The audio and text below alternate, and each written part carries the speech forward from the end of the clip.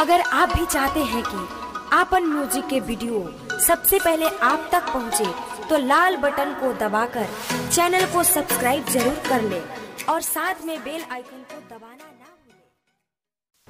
मर जाएंगे मिट जाएंगे, मर जाएंगे मिट जाएंगे, पीठ दिखा कर ना आएंगे।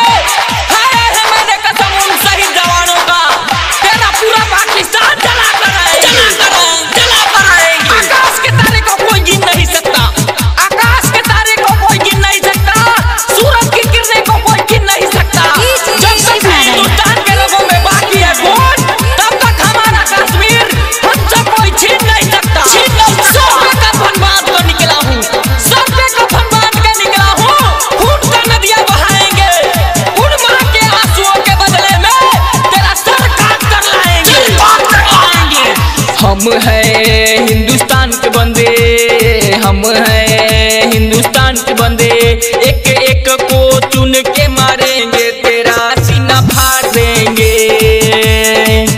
अब रब न तेरा सहेंगे, तेरा सीना फाड़ देंगे। हम हैं हिंदुस्तान के बंदे, हम हैं हिंदुस्तान के बंदे, एक एक को चुन के मारेंगे, तेरा सीना फाड़ देंगे। अब रब न तेरा सहेंगे, तेरा सीना फाड़ देंगे। हम हैं हिंदुस्तान के बंदे, हम हैं हिंदुस्तान के बंदे। पाकिस्तान की तो हवा निकल गई, पाकिस्तान की तो हवा निकल गई, चीन से टोचन लगाना पड़ता है। भारत के लिए देखकर दुनिया का प्यार पाकिस्तान हो जाते हैं बेहोश, और उसको होश में लाने के लिए हिंदुस्तान के बच्चे का जूता सुमाना पड़ता है, जूता सुमाना पड़ता है। Mixed by Star Digital Recording Studio, बसंत बाजार।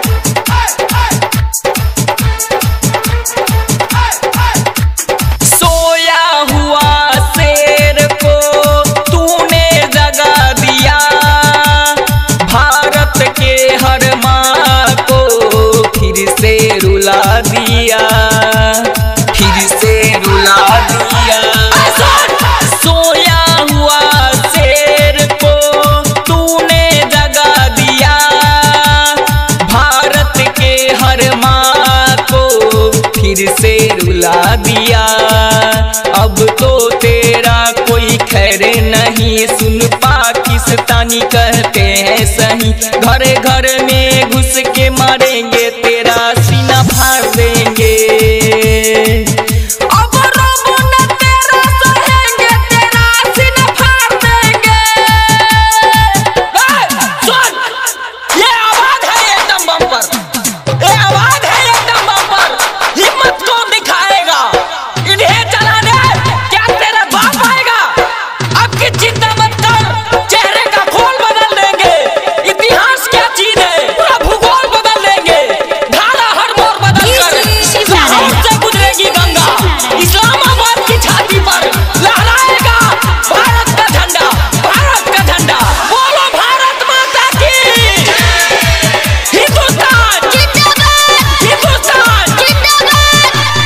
पीठ पीछे क्यों वार किया, गलती बड़ा किया, लड़ना है तो सामने आ, क्यों घर में है छुपा हुआ, क्यों घर में है छुपा हुआ। सुन ले, पीठ पीछे क्यों वार किया, गलती बड़ा किया, लड़ना है तो सामने आ, क्यों घर में है छुपा हुआ। लड़ने का तेरा औकात नहीं, कश्मीर है मेरा तेरा बाप का नहीं, और खून का बदला हम लेंगे, सीना तेरा फाड़ देंगे। अब रब न तेरा सहेंगे, तेरा सीना फाड़ देंगे। सावधान है पाकिस्तान, पुलवामा के हमले को अपनी कायरता को दिखला दिया। सावधान है पाकिस्तान, पुलवामा के हमले को अपनी कायरता दिखला दिया। 56 इंच सीने वाले को जगा दिया।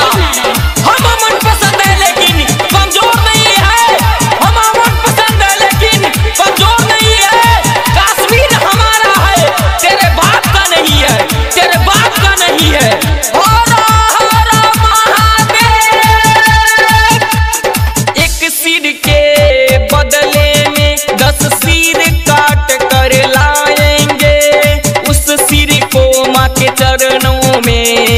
हवन हम करवाएंगे, हवन हम करवाएंगे।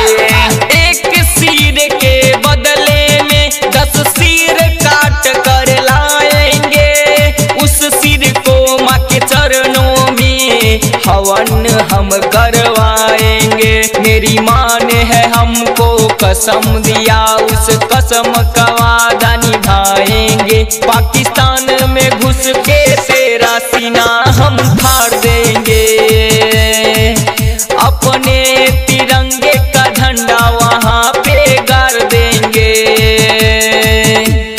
हम हैं हिंदुस्तान के बंदे, हम हैं हिंदुस्तान के बंदे, एक एक को चुन के मारेंगे सीना